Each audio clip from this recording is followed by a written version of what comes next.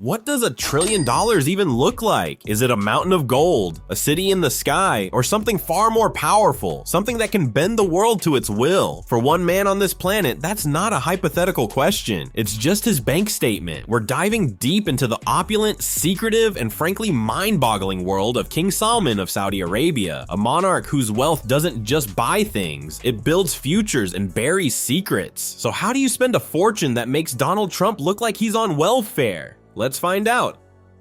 Palaces or personal cities?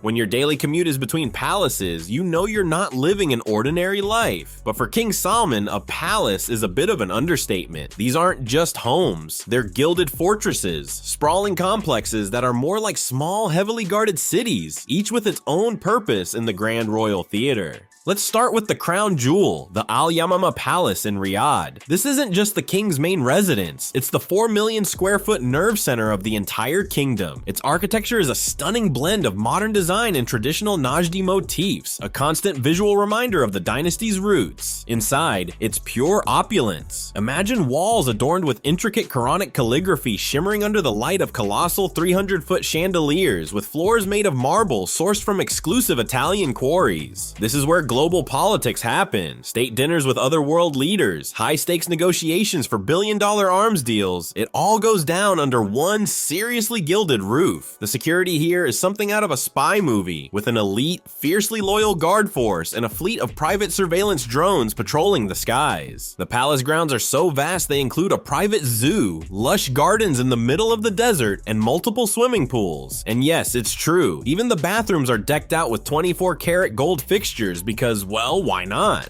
Then you have his getaway spots. The Al-Salam Palace, perched on the coast of the Red Sea in Jeddah, is his preferred summer sanctuary. It's the perfect blend of traditional Arabian design and futuristic luxury, complete with its own private access to the sea for those moments when you just need to take your super yacht for a spin. It's the kind of place you go to for some light diplomacy, or to make a casual, world-altering decision while enjoying the sea breeze. The sprawling complex functions as a secondary government seat during the sweltering summer months. And of course, it has a state-of-the-art helipad with a direct line to international travel routes, because when you're a king, you don't wait for your flight. The flight path waits for you. But perhaps the most fascinating is the mysterious Erga Palace. Tucked away in Riyadh, this palace is less about opulence and more about power. Described by insiders as the Shadow Court, it's the real seat of influence where King Salman and his inner circle, most notably his son MBS, pull the strings of the kingdom. It's smaller and more discreet than Al-Yamama, designed for private meetings and critical decision-making, away from the prying eyes of formal diplomacy. Rumor has it that it even houses a private, high-security detention center for high-profile prisoners. It's both a throne and a fortress, a symbol of absolute power that remains largely hidden from public view. It's a stark reminder that in this kingdom, the most important conversations happen behind closed, heavily fortified doors. The Crown Prince's power play.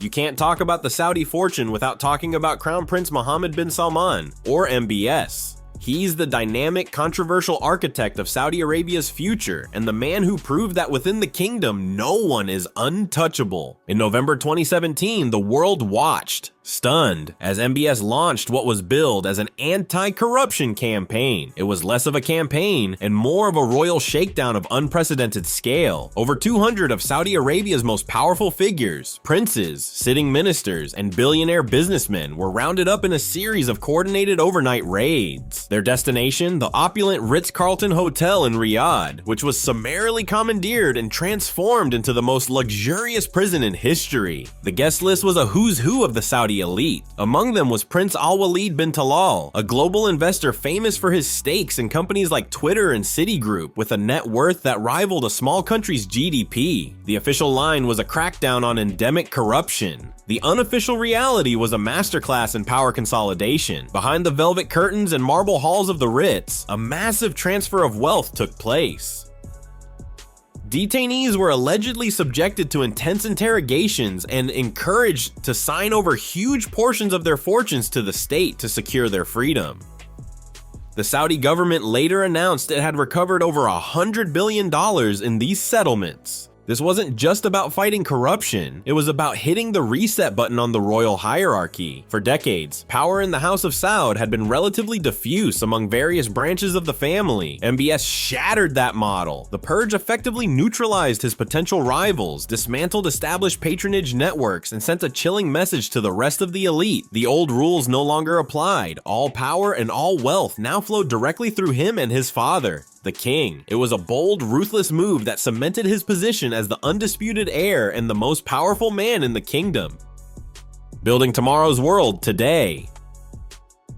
With that consolidated power and a seemingly endless river of cash, MBS is spearheading one of the most audacious national transformation projects in human history, Vision 2030. This is the kingdom's grand, multi-trillion-dollar plan to pivot away from oil dependence and rebrand itself as a global hub for technology, tourism, and innovation. The centerpiece of this vision is NEOM, a $500 billion megacity being built from scratch on the Red Sea coast. This isn't just a new city, it's a vision of the future that makes Silicon Valley look quaint. We're talking about a zone powered entirely by renewable energy, with AI-driven public services, flying taxis, and even a simulated moon. Within NEOM, the projects are the stuff of science fiction. There's The Line, a planned 170-kilometer-long linear city encased in mirrored walls, designed to house 9 million people with no cars, no streets, and a zero-carbon footprint. The idea is a futuristic utopia where all amenities are a 5-minute walk away. Then there's Oxagon, a planned octagonal floating city that will be the world's largest floating structure dedicated to advanced manufacturing and research. And for tourism, there's Trojana, a mountain resort that will offer year-round skiing in the middle of the desert and has already been named the host of the 2029 Asian Winter Games.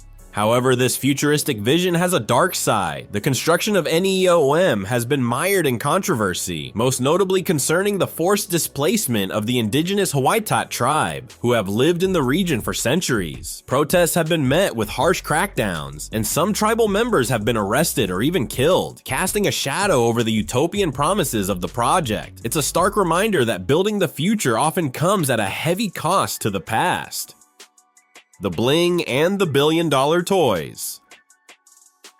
While they're busy building the future, the Saudi royals certainly know how to enjoy the present. Their lifestyle is a spectacle of extravagance that few can even comprehend, a constant display of wealth that serves to reinforce their status. Let's talk about cars. The royal family's collection is the stuff of legends. King Salman's personal fleet is said to include a gold-plated Rolls Royce, a fleet of bulletproof Mercedes Maybachs, and custom-built Bugatti Chirons with interiors lined with the rarest leathers. But the collection goes deeper. Think limited edition Lamborghinis, a garage full of Ferraris, and a fleet of high-end SUVs for desert excursions. These aren't just vehicles, they are rolling symbols of status and dominance. And when it comes to air travel, a regular private jet just won't do. The king travels in a customized Boeing 747-400, often dubbed the Flying Palace, valued at over $500 million when you include its lavish customizations. It's reported to have a throne room, a gourmet kitchen with world-class chefs, a fully equipped operating room, a spa, a prayer area, and its own onboard security center. The plane is so large it even has a special spiral staircase and an elevator to move the king between floors. Famously, when he travels, he brings his own golden escalator to deplane, ensuring he never has to touch common airport stairs. For shorter trips, there's a fleet of gold-plated helicopters. And what about the sea? The Saudi royals are no strangers to the world of super yachts. MBS is the owner of the Serene, a 439-foot super yacht he reportedly bought from a Russian vodka tycoon for around $500 million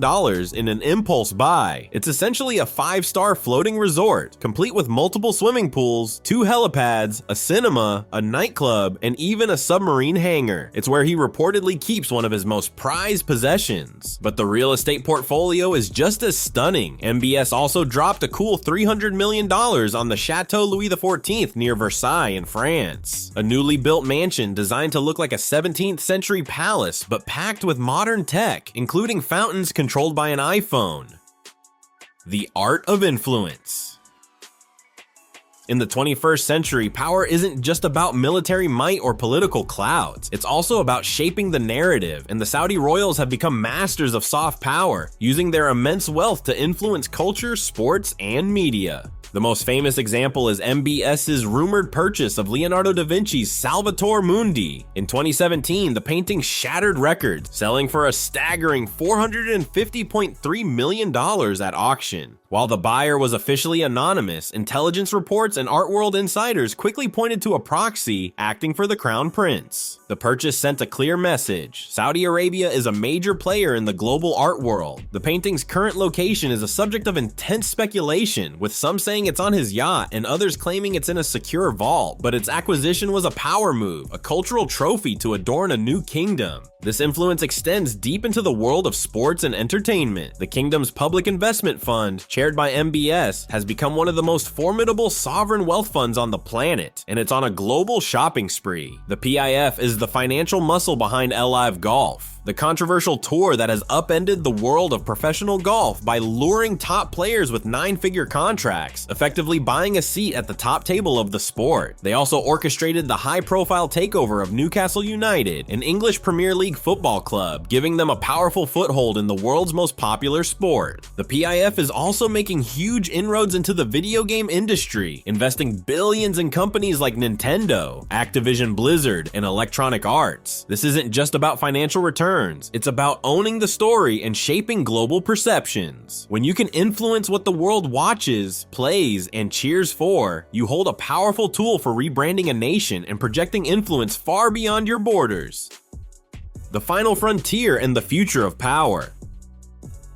While the opulence and the power plays are dazzling, the kingdom is also looking beyond Earth. Saudi Arabia is investing heavily in artificial intelligence, quantum computing, and space exploration. The Saudi Space Commission was established to make the kingdom a major player in the final frontier. In 2023, they successfully sent 2 astronauts, including Rayana Barnawi, the first Saudi woman in space, to the International Space Station. They aren't just building for today, they are coding a future where Saudi influence extends from the desert sands to low Earth orbit. Every aspect of King Salman's public persona is meticulously curated, from his gold-threaded robes to his sandalwood walking stick. It's a constant reminder that the Saudi monarchy isn't a relic of the past. It's an evolving, formidable force. While other monarchies have faded into ceremonial roles, the House of Saud has transformed itself into a unique hybrid, a corporation, an empire, and a religious authority all rolled into one. Its currency is oil, its ambition is limitless, and its greatest strength is its ability to play the long game, patiently waiting while others rush. In a world of constant chaotic change, this desert kingdom, one of the oldest forms of power, may be the one best equipped to shape the coming century. What we see, the palaces, the yachts, the futuristic cities, is just the glittering surface. The real trillion-dollar story is one of legacy, domination, and the quiet, calculated control of the future. This isn't just wealth, it's sovereignty weaponized.